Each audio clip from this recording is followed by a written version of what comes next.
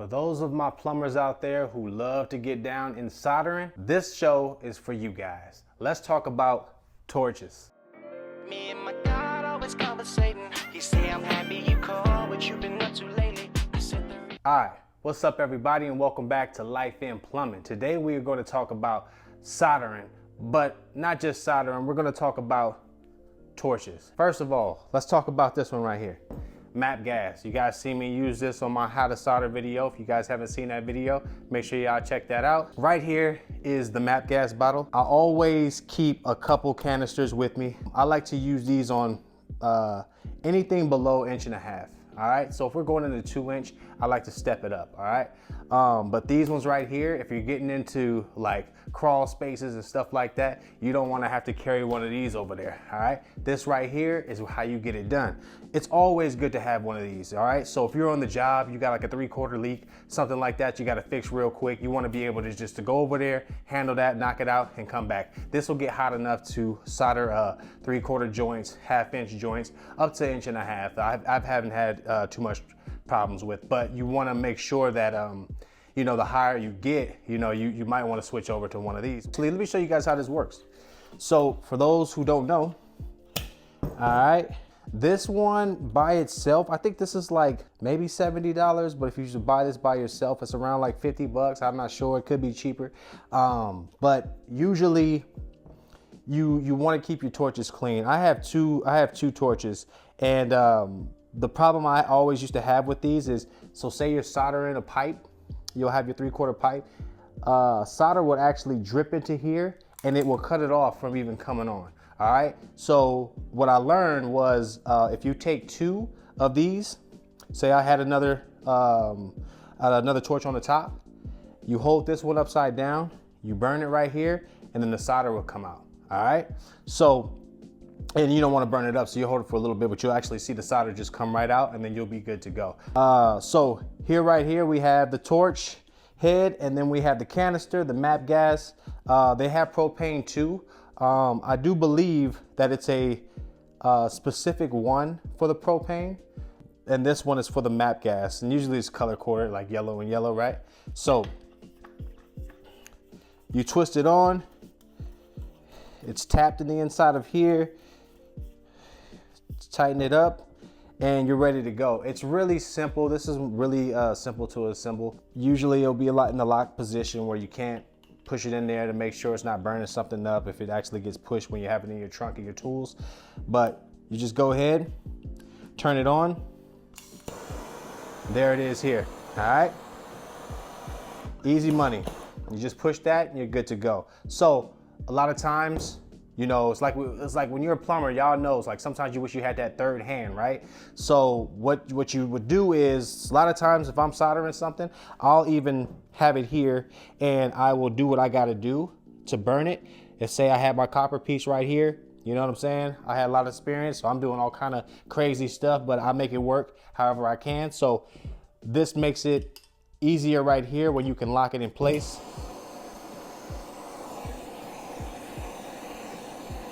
You know what I'm saying? Just a little trick for you guys out there, you know what I mean? Next, we're gonna get into the B tank, all right? The acetylene tank. Depending on where you are, we reference it by B tank. So if anybody tells you, hey man, grab your MAP gas, you know what MAP gas is. Hey, grab your B tank, here's your B tank. Now, how do you turn on the B tank? All right, check this out right here. Here's a little valve right here, and it comes with a valve key, all right? So, righty tighty, lefty loosey, same rules apply. I actually have a valve key. I don't have it on me, it's somewhere, but yeah, basically, if you don't have your valve key, which fits exactly into the groove of this valve right here, then you can always use crescent locks.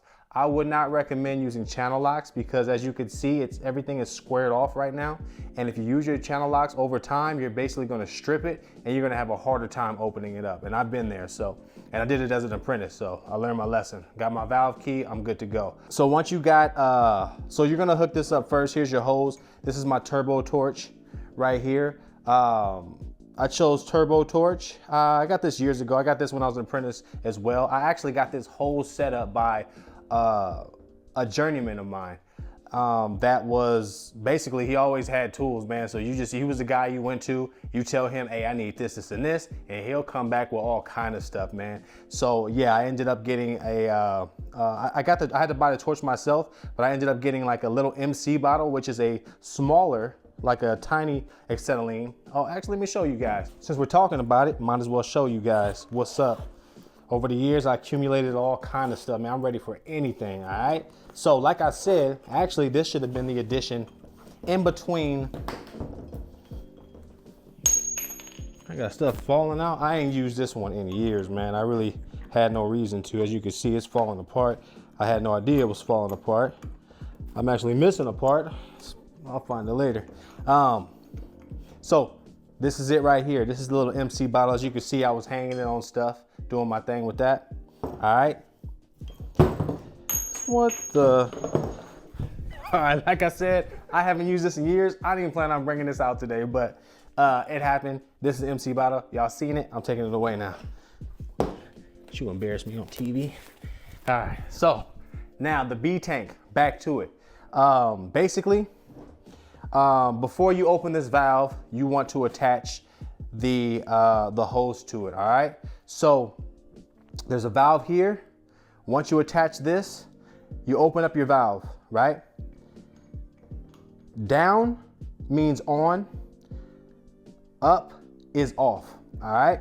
It'll tell you that right here. You got minimum and maximum on there, all right? So minimum, you're gonna turn it counterclockwise to get it off, and then clockwise to turn it back on, all right?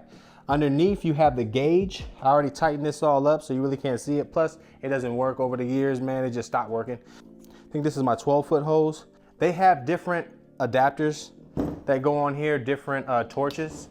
So as you can see on this one, I have a G35, which is like a huge tip, which is what I use for like 3-inch soldering pipe, stuff like that. But this one right here, this one does pretty good. This one's actually a, which we'll get into in a second, a turbo torch for propane. All right, and they cannot be used. You have to have either a turbo torch for propane, or it has to be specifically for acetylene. And it usually has like a blue or a red to determine the two, so you can see it. Here's one that I just bought, this torch right here that I love because it's basically a quick connect and ready to go, all right? So unlike this one right here, you're gonna need some type of striker or a lighter to turn it on, which we'll talk about that in a second. But here we go, I'll let you guys see. Right now we're in the off position. I have the valve off, I have the valve on, and I have all the way up, right? So then I can make sure, okay, I'm good. We also have a valve right here. This can turn it on and turn it off too, right? You don't always have to come from here. I usually don't turn this on all the way, so I like to have it at a maybe halfway range. So I'll turn it on, let you guys hear what that sounds like. So I'm turning it on from here. Turn it on from here first so you can see how much acetylene you're actually letting through. Slowly come down. You'll start to hear it. You hear that? With this torch, you have to have it at a certain pressure coming out or it won't even activate.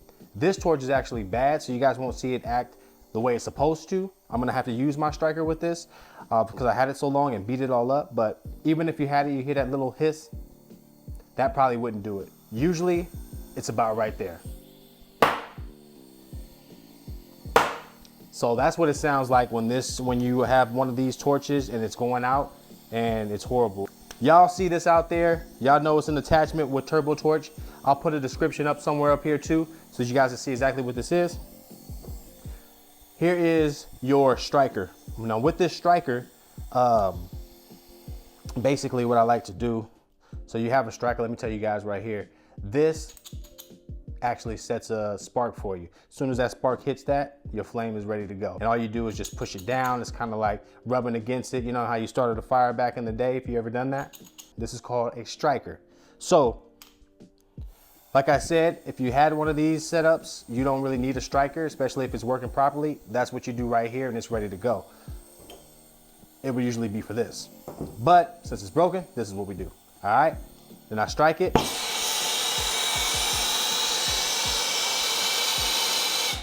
Like I said, you just turn it off and on from here. You've got a 12-foot hose, so you can get up to 12 feet, start doing your thing, knocking it out, and be able to turn it off and on from right here. Once you're done, what I always like to do with this, I'll turn it off and I'll make sure all the acetylene is out of the hose, all right? Make sure it's all out the hose. As you can hear, it's coming through. Oop, my bad. Wasting that acetylene, I turned it wrong. I told y'all this whole time how to turn it off and I forgot. It's all out the hose because I left it open and then I shut it. All right, and that's how that goes. Then you shut off with your key. You're gonna shut this part off right here, all right, that valve. And then you disconnect and you're ready to go, all right? I always recommend never leaving it like this. Always take it off, put it back so that you're not kinking your hose, because I've had them where these actually have rips in them and stuff like that, and you know, they're useless after that. These cost a lot of money, man. These torches, everything, man, these like $200 setups, like easy, all right? So you wanna make sure you're taking care of your stuff. I know it looks like I'm not taking care of it, but this is years and years. I'm pretty much due for another one. As you can see, I got stuff everywhere. But yes, that is the proper way to handle these and maintain them. And you put them in a nice spot so you're not kinking your hose, and they should last you a long time, as you can see. Next, let's get to over here. So this one right here was my baby back in the day. I got with the company, and that company was like, hey, we don't use acetylene. I'm like, how does that work? So what do you guys use, right? And they were like, no, we don't use acetylene. I was like, so you guys just use MAP gas bottles? They were like, we have them, but no, we use propane. I was like, propane? We was full-time RVing at the time, so I was very aware of propane, like, you know what I mean? If you're cooking and stuff like that, I didn't know that you could take it and it's another alternative to a B tank. So it took me a minute just to find this setup, because I was like, there's no way I'm carrying a 5-pound tank around. And you know, see this one right here? Look at the size of this. This is cool. I could carry this around. I could put it in my trunk.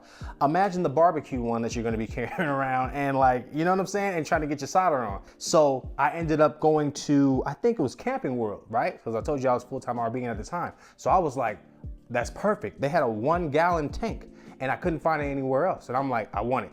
I ended up getting it, man. I was super popular out there on the field with my 1-gallon tank. You know what I mean? Because everybody else had those big old barbecue grilling propane tanks. I was very disappointed when I found out, as you can see here, there is a blue tag and a red tag. When I found out that they weren't interchangeable, okay? So I couldn't take my acetylene tank and put on here. I had to buy a whole nother setup. So I'm like, you know, it kind of sucked that I had to do that, but I'm ready for anything now. And like I said, this is actually, I bought this as soon as I journeyed out. That company was my first company when I actually journeyed out. So it's been there for years, just sitting there just like this. I don't even know if it works, but this is it.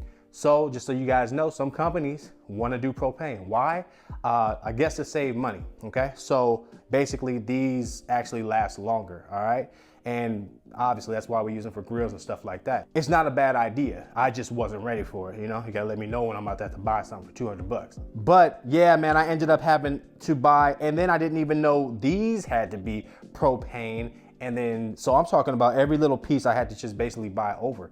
As you can see, I don't have that the quick one for this one because I wasn't gonna pay that much money and have this. I just wasn't gonna do all that. But that was me at that time. I needed we were doing a lot of 3-inch back then, so copper pipe. So I had to buy actually the G35, which I always remember because that was like 170 bucks. So yes, this is a whole propane setup. The red, the blue, make sure you guys know when you go to these companies, hey, what do you guys use? That's a good question. Do you guys use acetylene? Do you guys use propane? Most companies probably not going to use propane, but the problem is I had a lot of issues. Like, I'm coming from this. Propane burn at different temperatures. This gets hot quick. This takes a long time to heat up. So I'm sitting here like, hey man, I don't know what's going on, but it was taking a minute and I didn't realize until after a while. I'm like, the heat temperature on it does not get as hot as this one. You're literally just sitting there, and when you're doing that, you're actually just cooking up that whole pipe. So I didn't like it. Me personally, I would stick with acetylene. That's just me, but Like I said, some companies, they want what they want. So here's a solution. And man, you guys will get a lot of tips out of this too, because like I said, I had to put it all together and figure out like my best way to work, because at that time I had just got my truck. So I was learning how to put things and organize. Like I love being organized. I have to be organized so I know where everything is at. And you know, I wasn't able to put like a cart. And if you see my cart video, check out my cart video. It was stuff that to show you guys things that I used when I didn't have enough space, you know what I'm saying? So I had to get a cart that actually collapsed. So I'm always doing research to figure out how I can get all these tools, as many tools as I can, to fit into either my car or my truck. And I've been doing that since I was an apprentice, all right? So yes, that is how I get down with my torch setups. You guys just seen my MC bottle. I'm sorry you guys had to see it fall apart. Like I said, I haven't used it in years. And I'm kind of mad, I ain't gonna lie, I'm on the camera now, but I wish that was together the last time I seen it, so I gotta figure out what happened. But while I do that, you guys do y'all thing, man. I hope you guys got a lot from this, and I'll see you guys in the next one, all right? Me Peace. and my God always conversating. He say I'm happy you call, what you been up to lately? You said the reason I called is how my war was Satan, and I'ma need your help to get through this, Lord, please.